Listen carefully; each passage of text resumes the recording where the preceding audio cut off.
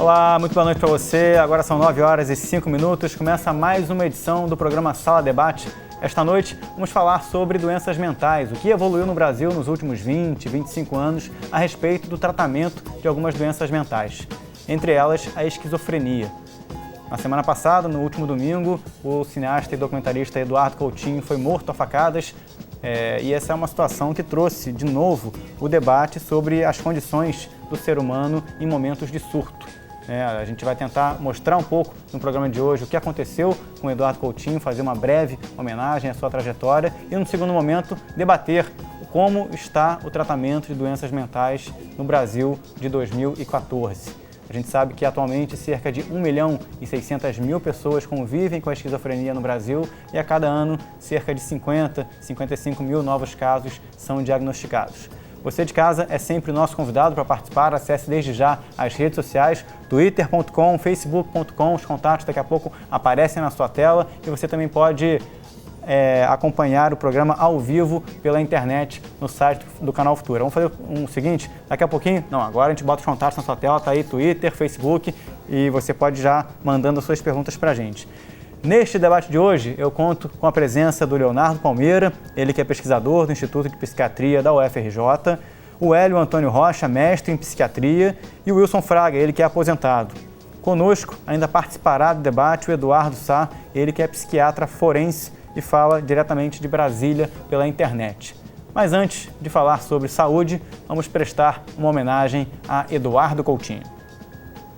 Eduardo Coutinho foi um cineasta, jornalista e documentarista brasileiro que iniciou o seu trabalho durante o movimento do cinema novo no Brasil. Na década de 70, integrou a equipe do Globo Repórter e começou a desenvolver documentários nacionais. O filme Cabra Marcado para Morrer, considerado um dos maiores marcos do cinema brasileiro, retrata a vida de uma líder camponesa pela reforma agrária, depois de ter sido perseguida pela polícia e ter passado 17 anos em clandestinidade. No Futura, parte da obra de Coutinho foi retratada pelo programa Sala de Notícias. Em visita a Elizabeth Teixeira, viúva do líder da Liga Camponesa da Paraíba, que passou a viver clandestinamente. Sua família foi separada e destituída pela perseguição cruel e covarde da luta travada contra o latifúndio. Em 1984, a história foi reconstruída pelo filme de Coutinho a partir dos depoimentos de Elizabeth e de camponeses da Liga.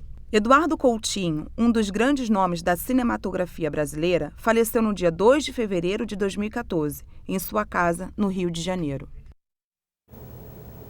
Muito bem, lembrando para você, twitter.com, facebook.com/Canal Futura Oficial, os endereços aí para você mostrar a sua opinião, crítica ou pergunta no nosso programa. Meus caros, boa noite. Eu vou trazer agora outra reportagem antes de conversar com o Leonardo, com o Hélio e com o Wilson, para a gente mostrar agora, a partir deste momento, para o público brasileiro, um pouco do que está sendo tratado a respeito da esquizofrenia. No último domingo, o cineasta Eduardo Coutinho foi morto e a sociedade brasileira passou a discutir novamente, por conta desse caso, as questões relacionadas às doenças mentais. Vamos ver. Hoje, muito vem se falando sobre a esquizofrenia. Já sabemos que o cérebro de quem tem esquizofrenia sofre uma alteração química onde os neurônios liberam grandes quantidades de dopamina, uma substância que bloqueia a função de receptores de células nervosas que acabam ocasionando alucinações e delírios. Por muito tempo, a sociedade costumava isolar os doentes de esquizofrenia do convívio social. Por medo ou falta de conhecimento, os tratavam como loucos, o que gerava preconceito e, muitas vezes, abandono da própria família. Nas últimas décadas, houve grandes avanços nos estudos e tratamentos das doenças mentais, que, quanto mais cedo forem diagnosticadas, menos danos trarão aos doentes. Enquanto muito se pesquisa sobre os tratamentos adequados, a terapia ocupacional vem trazendo um resultado imediato para esses pacientes. No documentário do Sala de Notícias, Loucos por Sanidade, conhecemos a história de Jaqueline, uma jovem que aos 13 anos começou seu tratamento e hoje consegue ter uma vida independente. Ficava andando desinquieta por tudo quanto é lado, vivia dopada de remédio. Aí, graças a Deus, com o tempo o médico foi diminuindo, eu parei de tomar injeção. Muito bem, boa noite para os senhores, tudo bem? Boa noite. Obrigado pela presença. Hélio, vamos começar falando um pouquinho de história. A gente sabe que mudou muita coisa no tratamento de doenças mentais no Brasil. A gente tem um histórico relacionado ao isolamento, a tratamentos de choque, a outras estratégias para abordar as doenças da psique, né, da psicose. O que você pode falar sobre o avanço nessa situação, nesse tratamento no Estado brasileiro? Como é que as coisas, a partir de qual momento a sociedade, o poder público começaram a entender que a estratégia de tratamento estava equivocada e um outro modelo precisava ser feito? Boa noite. Boa noite. Em primeiro lugar, agradeço o convite. Na verdade, a reforma psiquiátrica caminha junto com a reforma sanitária e, de certa forma, com a origem do SUS no Brasil. E junto com o movimento político que levou as diretas e a reforma política que existiu nos anos 80.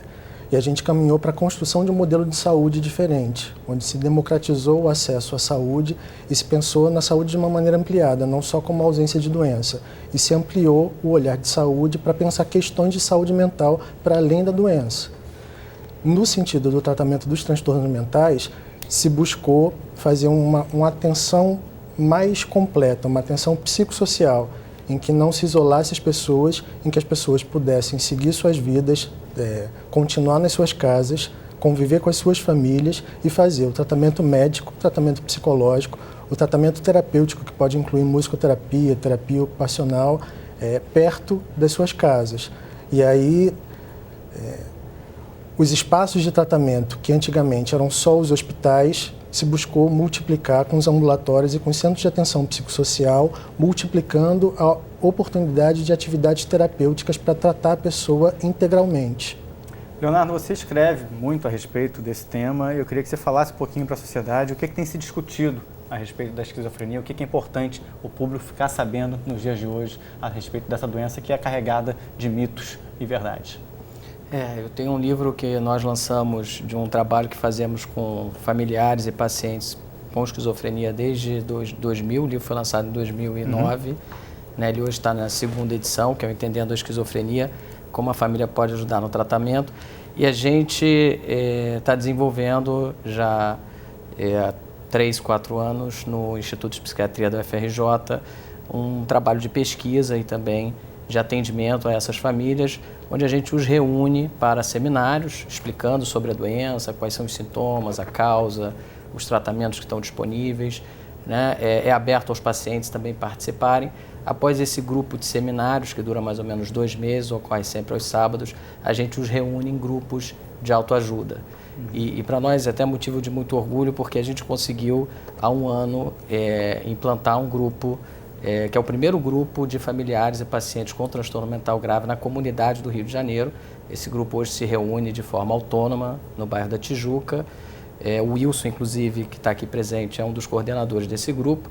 E o que a gente sempre trabalhou ao longo desses anos todos é a importância da informação chegar às pessoas. Né? Existe uma incompreensão muito grande sobre o que é esquizofrenia, ou o que é um transtorno mental grave, o que é uma psicose. Né? Ainda existe muita confusão com a questão da violência, da psicopatia, da dupla personalidade, de que é uma doença que muitas vezes não tem tratamento, que evolui cronicamente, que o indivíduo vai deteriorando, quando na realidade não se trata nada disso. É uma doença como outra qualquer, é uma doença cerebral que precisa de tratamento médico. Né? O indivíduo precisa, além da medicação, de um espaço para tentar se compreender, né? Através da terapia individual, da terapia ocupacional, aprender um ofício, né?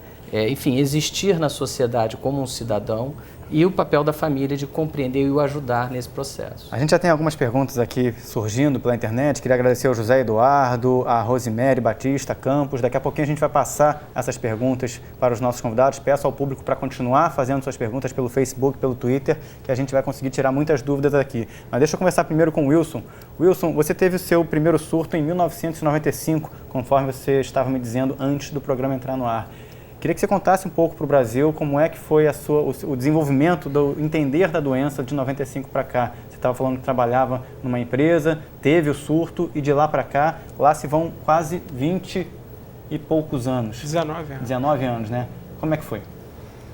Bom, o primeiro surto, geralmente a gente não tem né, assim, a ciência do que é a doença. E é sempre assim muito doloroso, né? Eu vim entender melhor a doença quando eu entrei para o grupo do Dr. Leonardo aqui lá no entendendoesquizofrenia.com.br. Minha esposa entrou no site e aí nós começamos a participar do grupo. Houve muita troca de experiência e a gente começou a entender, né, como é que funcionava a doença. Estava até comentando com eles que é como se eu tenho um exército. É como entender como ataca o exército inimigo. Né? Há essa sensação de um exército inimigo? Não, eu estou falando de forma, assim, um modelo, né? Como eu sou um exército. Para eu entender a doença, eu estou comparando a doença a um exército inimigo. Se eu sei os frontes que ele vai atacar, eu vou poder me preparar melhor, né? Então, eu vejo mais ou menos assim. Foi muito bom conhecer a doença, muito bom. Às vezes a doença tem alguns gatilhos, algumas recaídas. E a gente tem que saber, eu li o livro do Dr. Leonardo, tive bastante ciência da doença nessa época da minha vida, que já tem desde 2010 para cá, e aí ficou muito mais fácil. Porque eu acertei a dosagem do remédio, eu estou tomando a quetiapina, 800 miligramas, e entendendo melhor a doença, eu pude, às vezes, em detalhes, em gatilhos. Eu estou dormindo um pouco menos. Eu durmo geralmente 9 horas por noite, estou dormindo 7. Já é um alerta para eu mexer na medicação e aumentar um pouquinho. Para ter uma qualidade do sono razoável com uma condição ideal para você. E às vezes também outras coisas. Minha esposa nota muito na minha personalidade. Quando ela me vê mudando um pouquinho, ela me avisa. Pois é, nesse sentido, Leonardo, eu vou trazer a primeira pergunta aqui dos telespectadores para depois falar um pouquinho da família com o Hélio também. O José Eduardo, ele é estudante e gostaria de saber se a esquizofrenia é uma doença de origem hereditária ou ela pode ser adquirida. E também qual seria a melhor forma de tratamento com medicamentos. É claro que cada caso é um caso, mas o que você pode dizer para o Eduardo? A causa da esquizofrenia é bastante complexa, né? O que a gente sabe Jorge Eduardo, ratificando aqui o nome do internauta. O que a gente sabe, Jorge, é que existem vários genes, são centenas de genes, de variações genéticas, né, que predispõem a pessoa à doença. Mas esses genes não são específicos da esquizofrenia. Eles também estão presentes em quadros como autismo, transtorno bipolar, né? Então são genes que, de alguma forma, podem alterar proteínas, né, que são essenciais ao desenvolvimento do cérebro, né, e com isso gerar um estado de vulnerabilidade. Né? Esse estado de vulnerabilidade por si só, ele não é suficiente para causar doença A, B ou C. E aí que entra o componente ambiental. Né? Já tem várias pesquisas mostrando que o estresse ele tem como ativar genes. Né? Inclusive a esquizofrenia é uma das doenças que tem o maior componente de interação gene-ambiente, que é o que a gente chama de plasticidade genética. Né? É um conceito um pouco novo em relação ao conceito mais tradicional de genética, que parece uma coisa que não se altera muito ao longo do tempo, mas a gente sabe que dependendo do ambiente da pessoa, dos estressores, ela pode ter um gene que a predispõe a um transtorno mental sendo ativado. Mas isso vem normalmente depois da adolescência, no caso da esquizofrenia? Isso ocorre ao longo do desenvolvimento cerebral, portanto, desde da vida intraútero até o final da adolescência, e você tem alguns estressores que podem atuar especificamente em alguma época da vida. Um exemplo, por exemplo, é a maconha. Né? A maconha a gente sabe que em algumas pessoas que têm um alelo variante da enzima CONT, que é uma enzima que metaboliza a dopamina, né? Se a pessoa usa a maconha precocemente, entre 13 e 16 anos, ela tem um risco maior de desenvolver a esquizofrenia. Se ela não usar a maconha, pode ser que ela até não desenvolva a doença. Né? Então, isso é um exemplo dessa plasticidade genética. Por isso que a causa da esquizofrenia, ela ainda muita coisa também não é conhecida. Tá? Twitter.com, o nosso perfil @Canal Futura, facebook.com/Canal Futura Oficial. Mande a sua pergunta, faça como a Rosemary Batista Campos Silva. Hélio, quem tem esquizofrenia, a princípio, tem algum prazo para ter a recuperação da sua vida? Assim, existe alguma janela temporal que possa trazer de novo a vida normal da pessoa? É claro que depende do medicamento, cada caso é um caso, mas existe algum primeiro período que pode ser cumprido, para responder a pergunta da Rosemary, que tem dúvidas aí sobre em quanto tempo o tratamento pode começar a fazer efeito? Isso é difícil dizer. Tem pessoas que respondem à medicação, começam a responder à medicação em 1 semana, 2 semanas, podem apresentar melhoras importantes de sintomas. E como o Wilson também estava comentando da história dele, aceitar que tem a doença, elaborar o sintoma, aprender a conviver com a doença, aprender a tomar medicação, aceitar que você vai precisar da medicação, da terapia e fazer o tratamento. Para algumas pessoas isso leva bastante tempo. A interrupção da medicação muitas vezes predispõe ao reaparecimento de sintomas e o recrudescimento das crises, fazendo com que a pessoa se interne outras vezes. Você se lembra, Wilson, perdão te interromper, só para trazer essa pergunta para o Wilson, você se lembra de ter tido alguma forma de resistência na identificação da doença? Isso para você vem de forma clara? Você, olha, não, eu tive meu primeiro surto em 1995, eu me lembro muito bem daquele dia, daquela condição, e nesses momentos subsequentes você se lembra de ter aceitado conversar com a sua família, com seus amigos, ou você tem uma memória um pouco mais difusa dessa época? Não, eu lembro bem. Foi muito complicado para mim, principalmente nos primeiros 5 anos. Foi complicado porque a autoestima fica baixa, né? Eu com a medicação fiquei mais lento. Eu que pesava 72 quilos, fui para 98 quilos. Realmente o meu metabolismo não se dava muito bem com o remédio, né, que eu estava tomando na época. Mas realmente foi complicado os primeiros 5 anos. O que aconteceu? Amigos, né, seguiram suas vidas. A minha família, o que esperava de mim? Que eu crescesse na empresa, que eu casasse, tivesse filhos, e de repente viu isso tudo ir por água abaixo. Não, ele não vai conseguir mais. E foi complicado. Alguns amigos se afastaram. Não os culpo por isso, porque cada um tentou seguir a sua própria vida, né, da melhor maneira possível. E eu fiquei ali em casa, vendo televisão, não tinha qualidade de vida. Depois que houve uma virada, né, depois desses 5 anos, e fui vendo outros médicos, né, outros profissionais, e também fui vendo depois os remédios de segunda geração, né, que remédios mais modernos, que me davam menos efeitos colaterais, né? Agora, sem dúvida, os primeiros 5 anos foram... Eu tinha pesadelos horrendos. Tinha pesadelo, por exemplo, que eu estava deitado no trilho, né, do trem, e o trem passava por cima de mim. E geralmente a pessoa acorda. Eu não acordava, não. O trem passava e eu sentia aquilo. Eram pesadelos que, assim, horrendos mesmo, complicados. Nesse período, Leonardo, o papel da família, ele se sobrepõe nessa identificação dos primeiros sintomas, né? O que você pode dizer para as pessoas que estão assistindo esse programa e estão em dúvidas sobre como identificar algum sintoma, não só da esquizofrenia, mas de alguma doença mental, que ela possa tentar entender o que está acontecendo? Olha, a esquizofrenia, a gente costuma dizer que o papel da família é tão importante quanto o papel da medicação, do tratamento médico.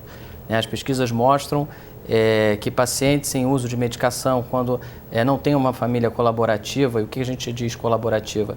Que compreende a doença, né, enfim, que ajuda o paciente na sua recuperação, né, que não o critica, não o cobre excessivamente, né, não aumente a sobrecarga emocional dentro de casa, faz muita diferença. Quando o indivíduo adoece, né, a maior parte dos pacientes não tem consciência de que estão doentes. Né? Como o Wilson falou, o peso de um delírio, de uma alucinação, é o peso da realidade. Né? O trem passa por cima dele, ele sente como se realmente um trem tivesse passado por cima. Né? Isso é concreto. Né? Então, ele não tem como se achar doente. Né? Então, é o papel da família tentar levar esse paciente num primeiro atendimento. E o quanto antes isso ocorrer, melhor, porque a esquizofrenia ela tem uma janela que a gente chama de período crítico.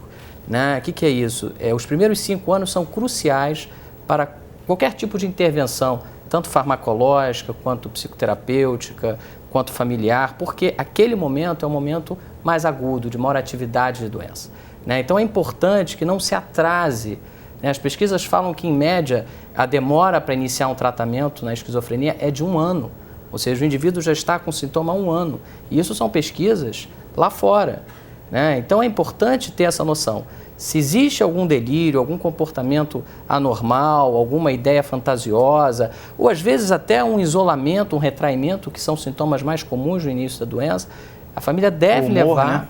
Alterações de humor, a família deve levar para um atendimento psiquiátrico, para uma primeira avaliação, para se poder dar andamento no tratamento. Nesse sentido, Hélio, do atendimento psiquiátrico, como o Leonardo fala, hoje a oferta de serviço público de saúde está mais relacionada aos CAPs, né, o Centro de Atenção Psicossocial.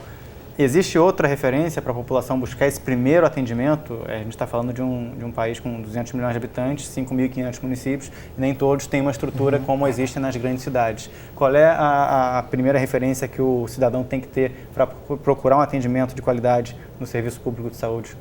As duas portas principais do sistema de saúde são o Programa de Saúde da Família e os CAPs. O primeiro atendimento pode ser feito pelo médico generalista e pode ser feito pelo Centro de Atenção Psicossocial, que também funciona como ordenador da rede. A partir desse primeiro atendimento vai ser definido qual é o perfil do paciente, se ele faz o acompanhamento com o médico generalista, no ambulatório de especialidade, ou se o quadro é grave, para ele ter um acompanhamento intensivo, onde ele vai fazer esse acompanhamento mais intensivo no CAPS, no Centro de Atenção Psicossocial. Hoje, qual é o alcance das unidades do CAPS no Brasil? Você tem ideia do número de unidades? Qual alcance ele tem? Eu não estou com esse número. Mais ou menos, algo que ultrapasse as grandes capitais? Sim. Tem no interior? Tem no interior. Acho Bom, que aqui no Rio de Janeiro a gente tem informação de que são 27 CAPs aqui no Rio, né? É suficiente para uma população com quase 9, 10 milhões de pessoas? Não, os números de CAPs são ainda muito insuficientes. Geralmente, as dificuldades de atendimento estão ligadas à sobrecarga dos serviços. São muitas pessoas para poucos profissionais atenderem. Twitter.com, Facebook.com, temos aqui mais perguntas. Leonardo, o Sérgio Fernando pergunta: TOC, transtorno obsessivo compulsivo, pode ser considerado uma doença mental? Sim, Sérgio. TOC é uma doença mental que caracteriza por obsessões, que são pensamentos repetitivos, né, intrusivos, que invadem a consciência da pessoa e tiram ela da concentração de suas atividades normais, e compulsões, que são rituais, são manias de repetição, lavar muito a mão, checar muito as coisas, né? Enfim, é um transtorno, e os sintomas obsessivos compulsivos também podem estar presentes em outros transtornos psiquiátricos, inclusive na própria esquizofrenia não é incomum que ocorram também sintomas desse tipo. Wilson, outro depoimento aqui da Rosemary. Meu enteado foi até abandonado pela esposa, iniciou o tratamento, parece estar sempre dopado, e ele está afastado do trabalho há muitos meses. E na região dela, a Rosemary, se puder até entrar em contato com a nossa equipe, falar qual é a sua região, ela diz que não tem grupos de ajuda. Tem algum grupo de ajuda pela internet que você possa tentar recomendar para a Rosemary? Você acha que hoje, com as novas tecnologias, é possível uma aproximação das pessoas pela internet? Sim, eu acho que pela internet é o veículo principal, né, onde a gente pode encontrar ali orientação. Conhece algum grupo pela internet? Vocês conhecem algum, Wilson? O www.entendendoaesquizofrenia.com.br foi o site que a minha esposa acessou. Então vamos deixar esse serviço aí na tela e pedir para a Kelly colocar entendendoaesquizofrenia.com.br. Posso fazer a correção aí, Leonardo? É o portal, né, que nós lançamos na época da primeira edição do livro. Se ela colocar /comunidade, ela entra numa comunidade virtual do site, em que ela vai ter lá a participação de pacientes, familiares, que discutem temas variados. E existe também um grupo virtual da Associação Brasileira de Amigos e Portadores de Esquizofrenia, que é a ABRE, que é uma associação de São Paulo. Se não me engano, é www.abrebrasil.org.br. Tá? Estou botando aqui na tela o primeiro contato, já está aí na tela para a gente poder mostrar. Pedir para o Pierre segurar um pouco a chamada pela internet, só um segundo, com o nosso convidado que já está tentando bater a porta, mas para a gente mostrar aqui o site entendendoaesquizofrenia.com.br. Vamos lá, pode mostrar. Está aí na tela, ó, portal de acesso para vocês. Esse é o primeiro A primeira dica do programa de hoje para as pessoas buscarem mais informações sobre a esquizofrenia. Tá aí, entendendoaesquizofrenia.com.br. Vamos lá. Mais perguntas, Claudinei Nogueira. Qual o significado? Aqui ele traz um código, não sei se é um código farmacêutico, clínico, F32,3. Faz sentido para vocês esse código? Quanto tempo deve se tomar um remédio com esse código, Leonardo? E o que significa isso, já que você conhece, o Claudinei conhece, mas talvez boa parte do público não conheça? O F30 alguma coisa, o F20 e tal, isso são códigos, né, do CID, que é o Código Internacional de Doenças da Organização Mundial de Saúde, que está na sua 10ª versão, e o F32 é da depressão. F32.2 ou .3? Ele cita aqui o F32.3. Ponto 3, se eu não me engano, é depressão com sintomas psicóticos, depressão grave. Existe algum período máximo para se tomar um remédio como esse? Essa é a dúvida do Claudinei. Não sei se ele está tomando, recebeu o diagnóstico para tomar, mas existe algum período máximo? Veja, independente de conhecer o caso ou não, né? Claro, teria que conhecer o caso e tal, mas as pessoas às vezes têm uma ideia assim de depressão é menos grave, esquizofrenia é mais grave. E na verdade, os diagnósticos psiquiátricos, você não tem como dizer a gravidade somente pelo diagnóstico, você tem que conhecer o paciente, né? Porque cada paciente tem seus recursos, tem sua rede de suporte, né? E você pode ter um indivíduo que tem uma depressão grave e que evolui pior do que um indivíduo que tem uma esquizofrenia ou que tem um transtorno bipolar. Então, realmente, essa pergunta não tem como responder sem ver o paciente. Então, vou deixar mais em aberto aqui o convite para os nossos internautas, twitter.com, nosso perfil é o @Canal Futuro. Aproveite o intervalo que vai acontecer daqui a pouquinho, mande a sua pergunta, facebook.com/Canal Futuro Oficial. Faça como o Claudinei, o Sérgio, a Rosimério, o Jorge Eduardo. Mande a sua pergunta sobre doenças mentais que os nossos convidados gentilmente as responderão.